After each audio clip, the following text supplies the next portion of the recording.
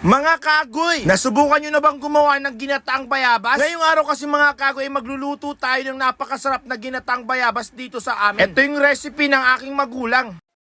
Pumunta muna ako ng palengke para bumili ng bayabas. Ilang beses na rin kasi ako namamalengke dito sa bayan. At palagi ako nakakakita ng madaming bayabas. Baka kapanahunan niya ngayon kaya maraming nagbebenta ngayon. Kaya bumili ako ng 2 kilo kay nanay. 1 kilo 30 pesos pala. Bali, pinili ko pala dito yung mga naluto na. Pag kulay green pa kasi mga kagoy, hindi pa pwedeng iluto yun. After nga natin bumili ng bayabas, pumunta na nga ako sa bilihan ng nyog. Dahil bibili tayo ng 2 gata. 1 gata nasa 35 pesos. Kaya nung pagka-uwi ko nga mga kagoy, ang ginawa ko dito sa bayabas natin ay binalatan ko na. Tatanggalin lang naman natin yung balad dito dahil hindi na kasama yan kapag iluluto. Medyo may katagalan nga lang ang pagbabalad dito mga kagoy. Kaya titisin lang natin ito. After natin mabalatan yan mga kagoy, double check pa natin yan. Baka kasi merong uod. Baka mapasama pa sa iluluto natin. Kapag naging ganyan na siya, isi-separate lang natin siya. Mga kagoy, nasubukan nyo na bang gumawa ng ganito? Ginataang bayabas? Dito sa probinsya ng Pangasinan, grabe. Palagi namin itong ginagawa kapag wala kaming merienda or pang ulam. Pwedeng pwede kasi ito sa merienda at pwedeng pwede rin itong ihalo sa kanin. Basta tamang pagkakagawa mo dito mga kagoy. Para lang din naman tayo nagbabalat ng santol. Balik kung papansinin nyo, sineparate ko pala dyan yung matitigas at yung medyo may kalambutan. Dahil check natin mamaya-maya kung may diferensya or wala. Kapag alam kung may diferensya, tinatanggal ko na nga pala yung buto dito. Bali, pagluluto pala sa ginatang bayabas, kapag okay siya mga kagoy, sinasama namin yung buto. Kapag hindi naman okay yung buto, tinatanggal namin at hindi na namin sinasama sa pagluluto. At para mas talong sumarap yung ginatang bayabas natin, bumili na rin pala ako ng saba. Ilalagay rin natin ito sa iluluto natin. Para sa ganun ay sobrang sarap ng iluluto natin ginatang bayabas. Karamihan sa nagluluto ng ginataang bayabas ay hindi hinaluan ng saging na saba. Dahil ito nga ang recipe ng aking mama, gagayahin ko. Isa rito kasi sa pinaka-paborito ng lola namin. Si Baya at gustong-gusto niya itong ginataang bayabas. After nga natin mahiwa lahat ng mga kakailanganin natin, nilabas ko na nga itong ating malit na kawali. Bali, ito pala yung gagamitin natin. At hindi pa ako nakapagpalit ng kawali natin mga kagoy. Bali, ang una ko palang nilagay dito yung pangalawang gata na binili natin sa bayan. At naglagay lang naman ng pinaka-konting tubig. At saka inilagay naman itong mga bayabas. Ay sinasabi ko sa inyo, napaka-quality ng ginatang bayabas. Kung hindi nyo pa ito natitikman, itry nyo lang. Malay nyo mga kagoy, magustuhan nyo yung lasa. To be honest kasi mga kagoy, nung bata ko ayaw na ayaw ko to. Pero nung nasanay na ako mga kagoy, grabe, napakasarap. Bukod sa napakasarap, napakasustansya pa. Pakukuli lang naman natin ito mga kagoy hanggang kumulo na. Ay joke lang pala, naglagay na rin pala ako dito ng gata natin para sumabay na rin sa pagpapakulo niya. Mga 5 to 10 minutes lang na may pagpapakulo natin dito. Napakabilis lang kasing lutuin to mga kagoy. Syempre kapag kumulo na, saka mo naman nahaluin ito para naman maluto yung mga nasa ibabaw. Kung umabot ka pala sa video ito mga kagoy, paki-comment naman kung anong oras mo to napanood para alam ko naman kung anong oras mo napapanood ang aking vlog. Agoy. Kapag nakakatan na ito mga kagoy, okay na yan. Basta kapag tinikman mo tong ginatang bayabas, lasang bayabas. Promise legit, hindi siya lasang ginataan. Agoy. After na nga kumulo yung ating bayabas, nilagay ko na nga rin dito yung saba. Haluin lang natin ito ng maigi at pakukulin lang natin ito ng 5 to 10 minutes. Saka maglalagay tayo dito ng asukal. Ito'y pangpatamis sa ating ginatang bayabas. Ganito lang pala gumawa ng ginatang bayabas, napakasimple lang. Parang 4 na ingredients lang naman ang kakailanganin mo dito, gata, bayabas, saging at asukal. Syempre haluin ko lang yan para yung asukal ay matunaw. At mga ilang minuto ay pwede na nga itong ating ginatang bayabas. Pwede nang kainin ito mga kagoy. Kaya agad ko na nga itong tinikman kung masarap ba o hindi. Pero nung tinikman ko mga kagoy, grabe, napakasarap. Kaya nilagay ko na sa lalagyanan natin para maumpisahan ng kumain. O mga kagoy, luto na yung ginatang bayabas natin, napakasarap. Solid ito. Panigurado, ubos na naman ang ginatang bayabas ko dahil recipe ng mama ko to. O sige, hanggang dito na lang muna. Maraming salamat sa panunod. Bye-bye, agoy!